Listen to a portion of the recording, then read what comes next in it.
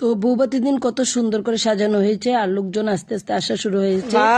Looking so good. Thank you so much. Welcome. তো যাই হোক, আমি নাতিকে একটা কমেন্ট করলাম, তো নাতি আবার থ্যাংক ইউ জানালো। তারপর আস্তে আস্তে ঘরে চলে গেলাম। তো ঘর কত সুন্দর করে সাজানো হয়েছে দেখুন। আর এদিকে সবাই খুবই ব্যস্ত, দৌড়াদৌড়ি, কারণ বউয়ের বাপের বাড়ির লোকজন আসার সময় হয়ে গেছে, তারা বাড়ির প্রায় কাছাকাছি এসেছে। আর এদিকে পান খাওয়া হচ্ছে অনেকে মিলেই। তো আমাকে বলছে কাকিমনি একটু পান খাও, তো আমি বললাম যে ঠিক আছে পান খাবো, তুমি একটু পান বানিয়ে দাও, আমি তো ভিডিও করছি।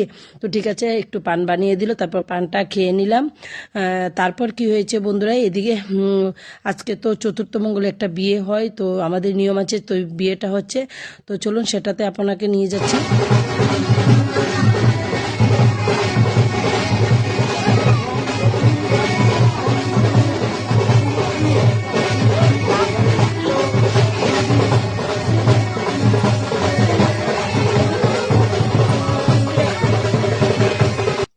তো যাই হোক, পুরোহিত মশাই যেভাবে বলছেন সেভাবেই বিয়েটা হচ্ছে। তো চতুর্থ মঙ্গলের এই বিয়েটা আমাদের একটা নিয়ম, সেটা হয়। তো দেখুন এদিকে মেয়ের বাড়ির লোক এসে গেছে।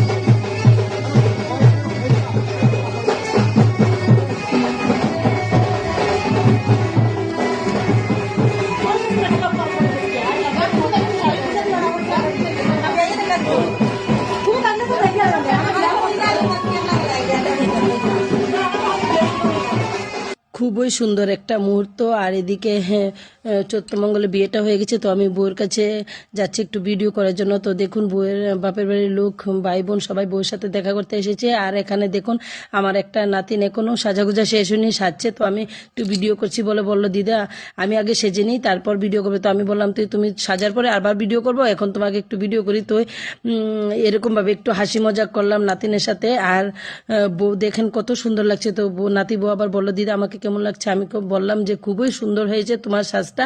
তো ভিডিওটা কেমন হয়েছে সবাই একটু বলবেন, আর ভালো লাগলে লাইক কমেন্ট দিয়ে পাশে থাকবেন। ধন্যবাদ।